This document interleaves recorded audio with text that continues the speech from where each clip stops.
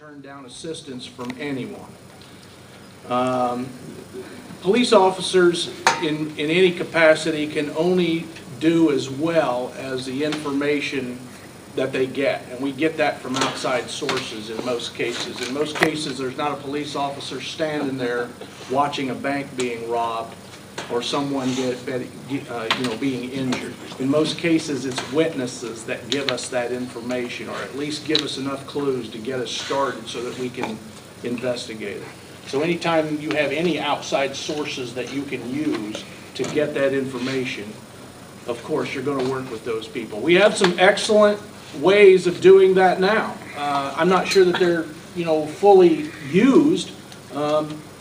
We have people who travel this county line to line every single day. We have mailmen who can give us information about things that they see going on. You have township people that are out every day checking tiles, checking roads. We should be getting information from these. We should be befriending those people and getting information from them. We have, organizations within law enforcement. We have the auxiliary, who I think does a great job. Those guys are not, bonded arrest police officers, but they're trained to observe and see things that the normal public wouldn't even notice. Of course, we have the search and rescue squad. Those people are trained for the same thing. They're trained to see things that the rest of us may not notice. So yeah, you use every resource that you would have that's out there in order to get the information you need to investigate a crime, or to keep crimes from happening, for that matter. They see people milling around someplace, obviously they shouldn't be. We want to jump on that and make that an issue before it ever happens, before anyone gets violated in any way.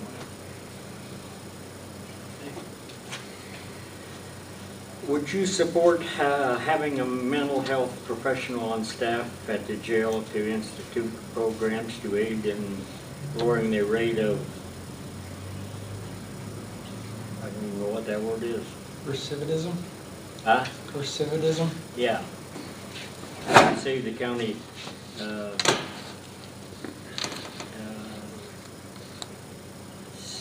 saddled with the jail expansion. It would put, if it would not put you down inmates from Clark County, when other counties can offer the same service we currently offer. Again, that's one of those things where you'd have to go look, you'd have to be on the inside, you'd have to look at the budget, you'd have to look and see how that's going to best benefit us. That may be one of those situations where you have 3 or 4 counties who share a budget on an individual like that. Because I really honestly doubt that in our case that would be beneficial to us as a full-time position. But if you got Knox County, these are just for instances. You got Knox County and you got Mercer County and you got Henderson and some of the surrounding counties, and we went together on that and we paid one full-time person, and maybe they spend a day or two down here and a day or two in Knox County. Yes, that may be beneficial, and I'd be more than willing to look at that. As I would look at any policy or procedure where we could share assets.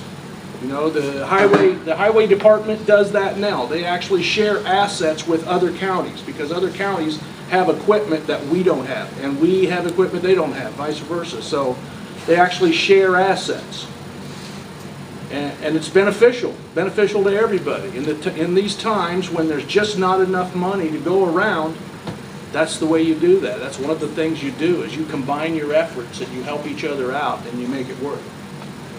So, of course, I would look at that. Yeah, sure. What's your position on the concealed carry? Concealed carry. Wow. This is not difficult, guys. Constitutional carry. That's my position. I do not understand why we would ask someone to take a class and get a permit to do something that the Constitution already affords you the right to do. It would be like me telling the journalist, you have to go take a class and get a permit to cover this event. Can you imagine how that would go over? Can you imagine? Constitutional carry. It's very simple. We have a constitution. Let's follow it. Now, some people treat that constitution like it's just an old, antiquated piece of paper that we put in a museum. That's what it's for. No, it's what this country was founded and based on. It's what we should still be living by. Those are the basics for everything. And then you add on to that. But that doesn't mean we change the Constitution. That would be like changing the very nation that you established. That's what it is to me. So, constitutional carry. And if you read the state constitution, it's almost word for word exactly like the federal constitution. So in essence, by Illinois being the state, the last state to adopt a concealed carry law, all this time they've been violating the law by doing that. That's what they've been doing. You got to ask yourself this. Were 49 other states wrong and we were the only ones that were right? Ask yourself that. I find that hard to believe. 49 other states were wrong and we got it right. We almost have it right now. There's got to be some tweaking to the concealed carry. It's not right yet. We outlaw guns in the exact places where guns need to be, which just doesn't make any sense at all. If the illegal shootings are going on in schools and movie theaters and parks, where do the legal guns need to be to stop that? Do you think that criminals don't read the state statute? Do you think that criminals don't know that I can get into school and shoot anybody I want anytime I want to because there's no guns allowed in there? Legal people are not allowed in there with guns. They can't defend themselves. We've just hung those people out and made victims out of them. That's what we've done. And I don't know about you, I don't have children in school anymore, but I have grandchildren in school. And I don't want my grandchildren to be victims because somebody in government made another bad call. I just don't want that. I want my grandchildren to be able to, and the staff and faculty for that matter, I want them to be safe. I want them to be able to go into that school every single day and know that they're safe, that those teachers can teach, the faculty and staff can do their job, and those kids can learn uninterrupted without having to worry about some crazed person walking in the door and them having no form of self-defense. No way to... We just talked about that in the previous question. There's not going to be a police officer every single time within 1 minute's notice of that crime being committed. There's response time. There's wait time.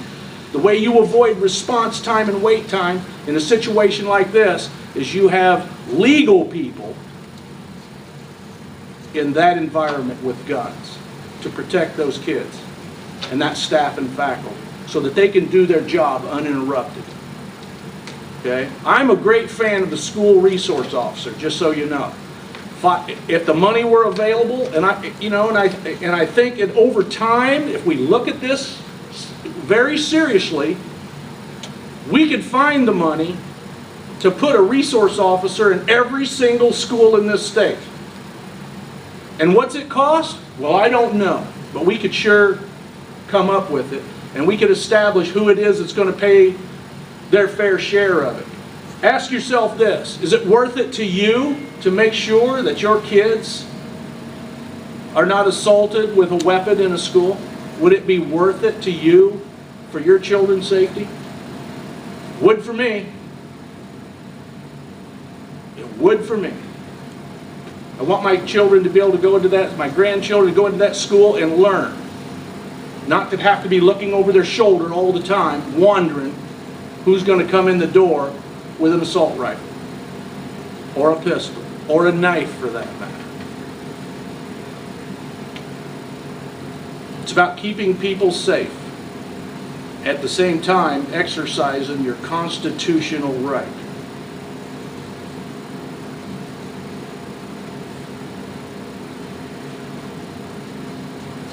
On the jail expansion, how are we going to make it work? I think I asked you this once before. You did. Did I answer it sufficiently before? I don't remember. Jail expansion. Regardless of who gets elected to be your next sheriff,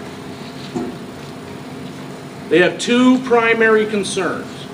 The first concern, of course, has to be to make sure that the residents and visitors of this county are safe. Okay? And your second biggest concern that you're going to have is how are we going to make that jail, the jail expansion specifically, pay for itself so that the taxpayers don't get saddled with that expense. As I've been out campaigning for the past 2 months, I've been campaigning longer than that, but for the last couple of months I've been soliciting people's response to this jail expansion. I've not found one single person who told me they would have voted for this jail expansion had they been afforded the opportunity to do so. Not one. Not a single person.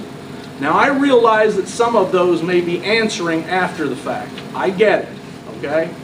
But the bottom line is we got a $6.5 million jail expansion that's already built. We can't make it go away. The best we can do now is try to make it work. And it's real simple how we're going to make it. It is to me. We're going to fill every cot, every paying cot that we can fill. Now, will those come from Cook County and Chicago? Not necessarily. Not if I'm doing it. I'm going to fill the cots with paying prisoners. I don't really care where they come from. We have an obligation now to pay for that building, and so the taxpayers don't get saddled with it. Now, if that's from Chicago and Cook County, fine. But I don't see how we can hope for those, hope for that to happen, because we've had less than an average of 7 prisoners since February from Cook County per month. Less than 7 per month average. Okay? Out of the 40 that we were supposed to have. Some people will say, oh, that's not a loss. Yeah, it's a loss because we were supposed to make $500,000 on the budget.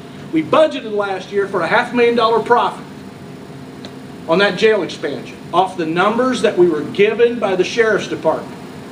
And we're not going to come anywhere close to that this year. Not going to happen. I know because I see the budget. Every day I'm looking at the budget. So we're not going to make a $500,000 profit. And we're more than likely not even going to break even. Now, here's another thing to think about.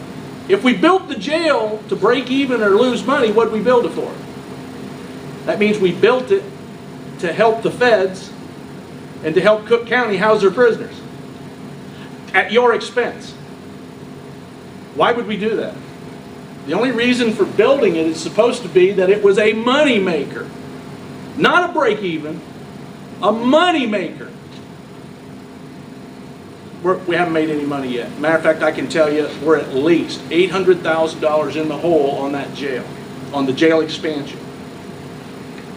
And if we fill that to max capacity tomorrow, and it stays there for the next 16 years until the jail's expansion is paid, you still can't get that $800,000 back. It's gone. And that came out of your pocket. Okay? So, it's clear to me what you have to do. It's there. We can't get rid of it. I've resigned myself that if I'm in that position, I'm going to do everything I can to make that work. And I'm not just gonna sit there and say, oh, well, Cook County didn't send us any prisoners this month. No, I'm gonna go out and find some prisoners. I'm gonna go find some. There are other organizations in this state and in this country that still need to house prisoners, that suffer from overcrowding. And I'm gonna go out and find them, and I'm gonna fill every one of those cots, paying cots that I can fill. And the ones I can't fill, we're gonna look at it and see how much short we are from the budget, and then I'm gonna get rid of that many people. Because you can't continue to pay people to guard prisoners that you don't have. You can't do it. To do that is just wrong.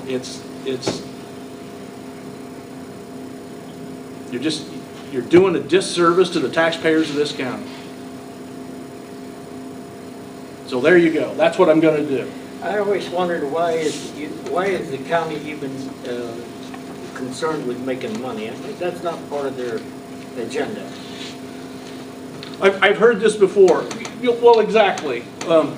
I've heard this before. 2 years I've been on the Mercer County Board, and every time I talk about an institution, before we had the hospital, we had the nursing home, we had the airport, and whenever I talked on the board about making money, the first thing several people on the board said to me, well, this is a government, it's not a business. Anytime you build or put an activity as part of your government that houses outside prisoners or that takes in outside people, that's a business. Well, Because it's not something that government has to do. well, that's it. I mean, it's Right. all right to do it, but as long as it breaks even, it doesn't have to make money. No, it has to make a profit. Okay, so if it breaks even for the next 16 years and we own the building, so what you're telling me is I don't need a profit for that first 16 years. Well, yeah, but we didn't need to build the jail in the first place. I don't even want to talk about that anymore because it's already there and I can't make it go I away. understand, but I mean, We all know that it never should have happened. We know that. Yeah. But now it's there and I want to talk about where we're going in the future with it. well, what I'm. But it is a business. The point I'm trying to make is where does this idea that we're supposed to be doing stuff to make money to start with? Well, the people, the board that voted that thing in, that was their whole purpose of it. They wanted to make a profit. They wanted the county to make a profit. But now that they realize the jail expansion's not making a profit, now they said, oh, but it's breaking even. So we're lowering our standards each time we talk about it. But the bottom line is, if you didn't do it to make a profit, why'd you do it? Well, that's what I'm saying. We shouldn't have. But as sheriff, I'm going to make every attempt to make sure that that does make us a profit.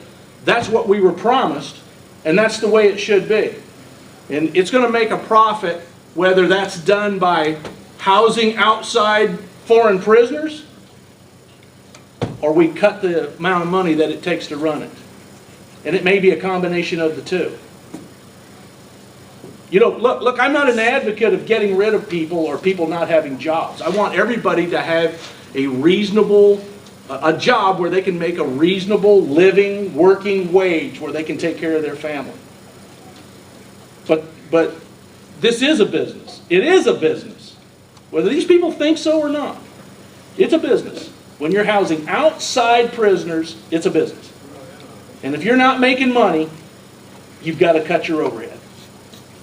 Any reputable business would do that.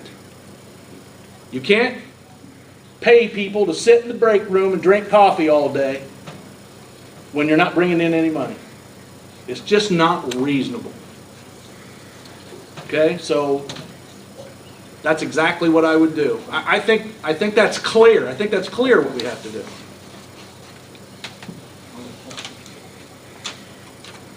We got to move on. The boss says so. Let's go. Okay.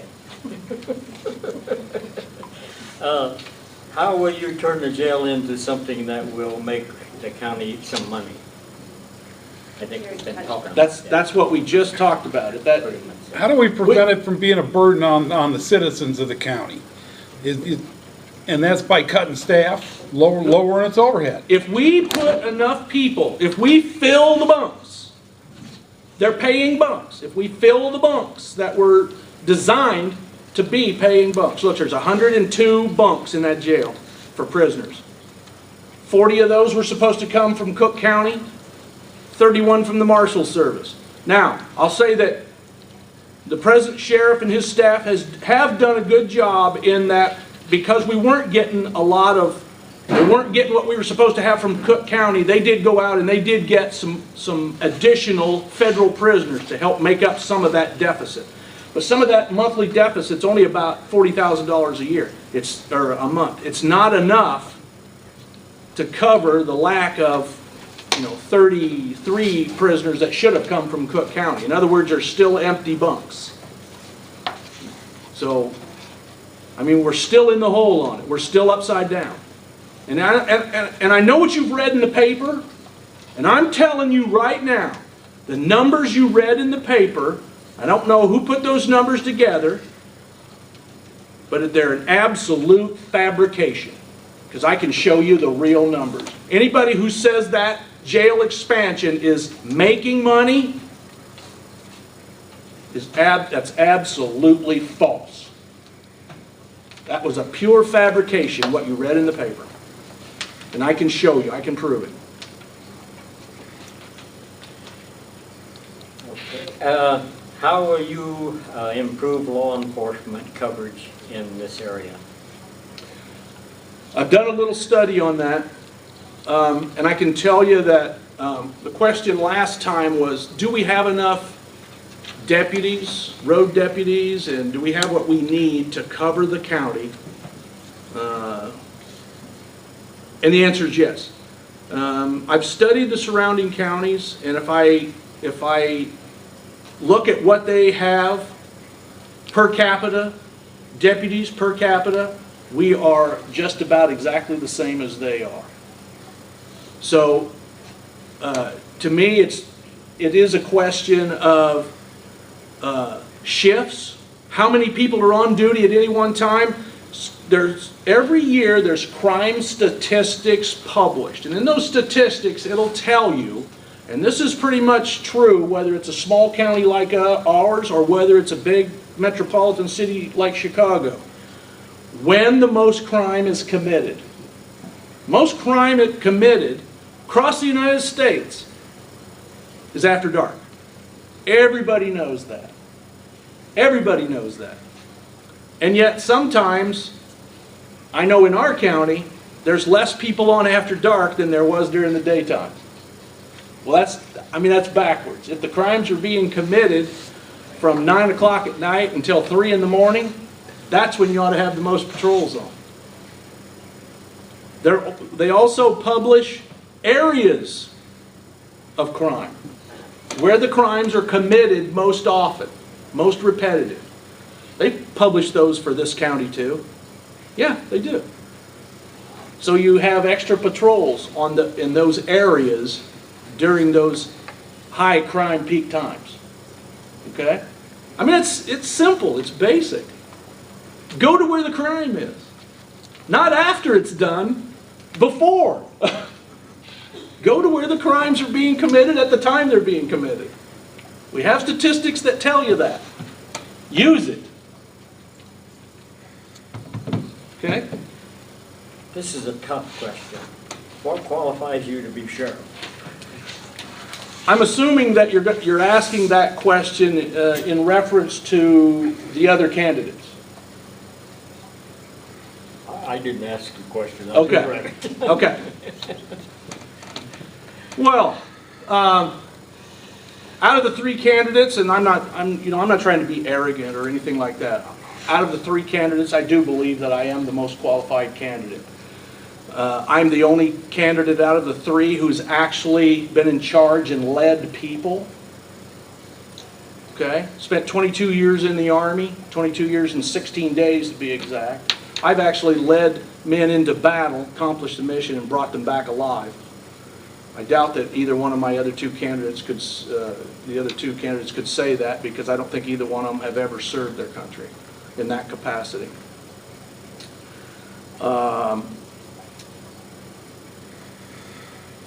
Been a police officer. I'm a state certified peace officer, state certified juvenile officer.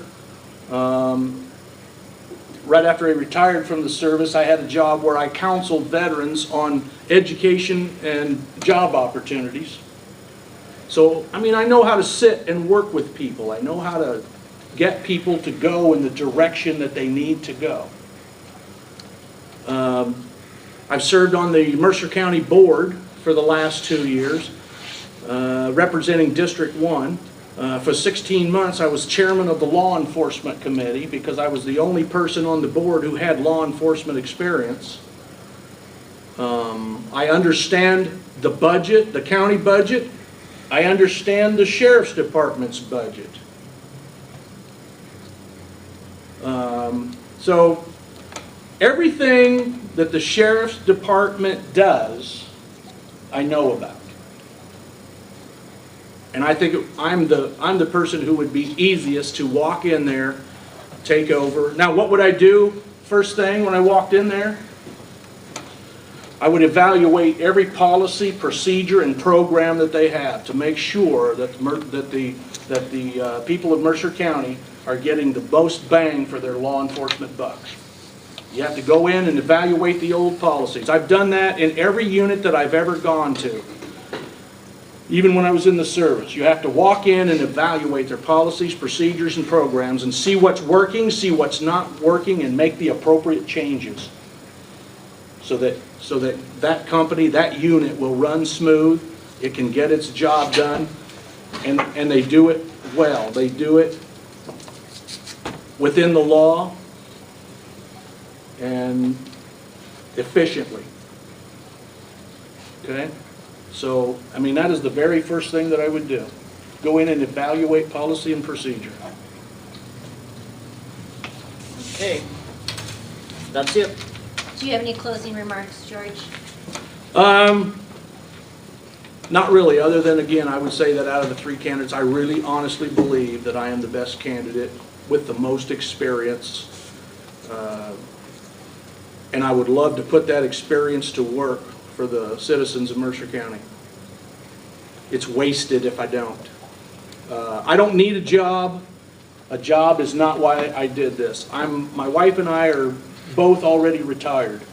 I got back into this business because I actually fear for the safety of my grandchildren, and it was really hard for me to sit on the Four Seasons porch and complain about the things that I see that are wrong or that I don't think are being done right, and not do anything about it. I felt like I had to get up and do something about it. So that's why I ran for the Mercer County Board, and again, why I'm running for Mercer County Sheriff. I think I have the best qualifications, and I believe I'll do the best job. I mean, I won't just kick the can down the road. I'll be active every single day.